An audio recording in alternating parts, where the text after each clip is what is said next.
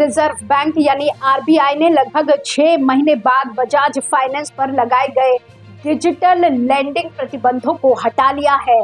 RBI ने 15 नवंबर 2023 को Bajaj finance को अपने ई-कॉम और इंस्टा ईएमआई कार्ड के माध्यम से ऋण जारी करने पर रोक लगाने का निर्देश दिया था।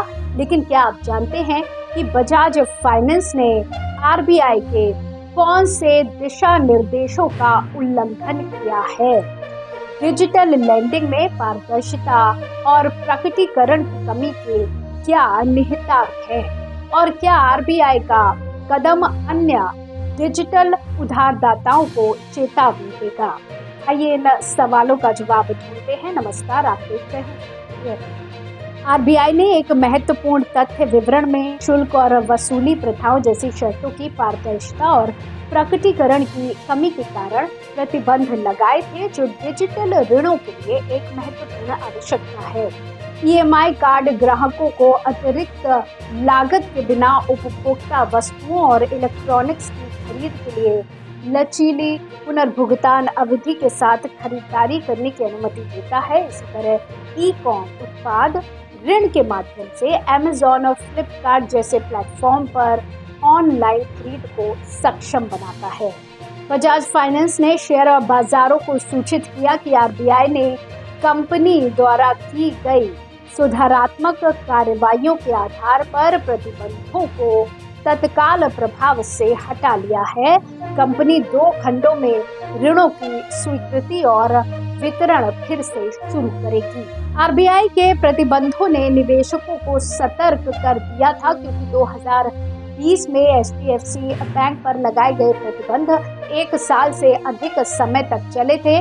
बजाज फाइनेंस, जिसने आरबीआई की कार्रवाई से पहले ही कुछ मुद्दों का समाधान करना शुरू कर दिया था, ने हाल में केंद्रीय बैंक से प्रतिबंध हटाने का अनुरोध किया था। आपको बता दें कि सितंबर 2023 के अंत में बजाज फाइनेंस के पास ईएमआई कार्ड के लिए 42 लाख डिजिटल रूप से सोर्स किए गए उपयोगकर्ता थे। आरबीआई के प्रतिबंध के परिणाम स्वरूप कंपनी के चौथी तिमाही के वित्त वर्ष 24 के कर पूर्व लाभ में 4% की हिट हुई। पिछले हफ्ते बजाज फाइनेंस ने मार्च तिमाही के लिए 3,825 करोड़ रुपए का शुद्ध लाभ दर्ज किया था, जो 1 साल पहले की अवधि की तुलना में 21% अधिक था। हालांकि मुनाफे में वृद्धि की चिंताओं के कारण परिणामों के बाद इसका स्टॉक 7% गिर गया। इससे पहले 2020 में एचडीएफसी बैंक द्वारा ऋण की स्वीकृति में अनियमितताओं के लिए आरबीआई द्वारा इस पर डिजिटल लेंडिंग प्रतिबंध लगाया गया था। प्रतिबंधों ने 1 साल से अधिक समय तक बैंक को नए क्रेडिट कार्ड जारी करने और डिजिटल चैनलों के माध्यम से ऋण स्वीकृत करने से रोक दिया। बजाज फाइनेंस घटना इस तरह की है जिसमें आरबीआई ने डिजिटल उधार प्रथाओं में कमी के कारण प्रतिबंध लगाए हैं। हालांकि बजाज फाइनेंस ने जल्दी ही सुधारात्मक कार्रवाई की, जिससे आरबीआई को प्रतिबंध हटाने का संकेत मिला। डिजिटल लेंडिंग में पारदर्शिता और प्रकटीकरण की कमी के गंभीर परिणाम हो सकते हैं, जिसमें उपभोक्ताओं का शोषण, वित्तीय अस्थिरता और बैंकिंग प्रणाली के लिए जोखिम शामिल है। आरबीआई के प्रतिबंध इस प्रथा पर रोक लगाने और उपभोक्ताओं की सुरक्षा सुनिश्चित करने का प्रयास है। हालांकि ये ध्यान रखना महत्वपूर्ण है कि बजाज फाइनेंस ने जल्दी ही सुधारात्मक कार्रवाई की और आरबीआई ने उसके प्रतिबंधों को हटा दिया।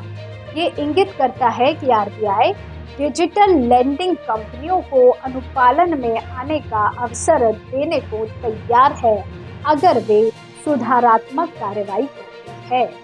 कुल मिलाकर बजाज फाइनेंस पर आरबीआई का कदम डिजिटल लेंडिंग उद्योग के लिए एक चेतावनी है।